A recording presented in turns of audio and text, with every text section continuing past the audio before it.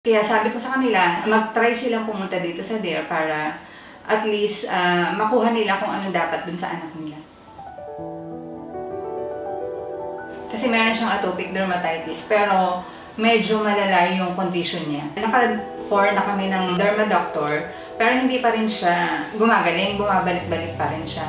Kaya ginawa ko, nag-search ako sa YouTube, nilagay ko yung atopic dermatitis, tapos nakita ko yung sa Pinoy MD, si Dr. Jean. Nakita ko doon na yung condition nung pinapakita niya na isang bata, parehas lang doon sa condition ng anak ko. Kaya sabi ko, magbabakasakali kami na pumunta dito sa DARE kahit malayo siya kasi taga Laguna pa kami. My skin is so dry. I cannot really focus on my studies. As in, super dry yung buong katawan niya. Nag-flare talaga siya. Namamaga yung paligid ng dito niya. As in, na-stretch ng buong mukha niya. To the point na hindi ako makagalaw. Maayos. Before, I will rate it at 10.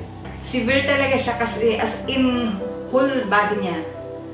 Mula ulo hanggang, simula talaga sa scalp hanggang sa paa niya. Masyadong super dry talaga siya.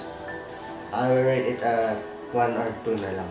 Now I am so energetic and more confident with myself because there is no more dryness. Nahihiya siyang lumabas, nahihiya siyang makipag sa mga kaibigan niya. Kasi nga baka mamaya may sabihin dun sa skin niya. Eh ngayon, as in totally okay na siyang sumama sa mga kaibigan niya. Lalo na pag nagbabasketball sila, yung iba-ibang activities. Kasi nga, confident na siya na wala na masasabi sa kanya yung mga kasama niya. Yes, before we got here, nag-consulta kami as in siguro mga 3 dermatologists na doon sa amin sa Laguna. Okay naman siya.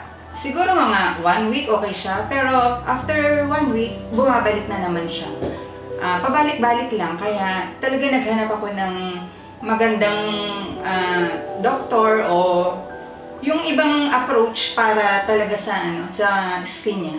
Dito sa DARE, compare din sa derma doctor na mga pinuntahan namin, kasi sa kanila nagko-concentrate lang talaga sila sa skin, yung mga topical lang, mga binibigay sa kanya. Pero dito sa DARE, hinanap talaga kung saan nanggagaling yung dryness sa skin niya. Katulad ng mga food testing, kung ano talagang kailangan niyang kainin, kung ano mga kulang sa kanya. Yun talaga yung nagustuhan ko dito sa DARE. Yes, definitely. Marirecommend ko to. In fact, meron ako mga kaibigan na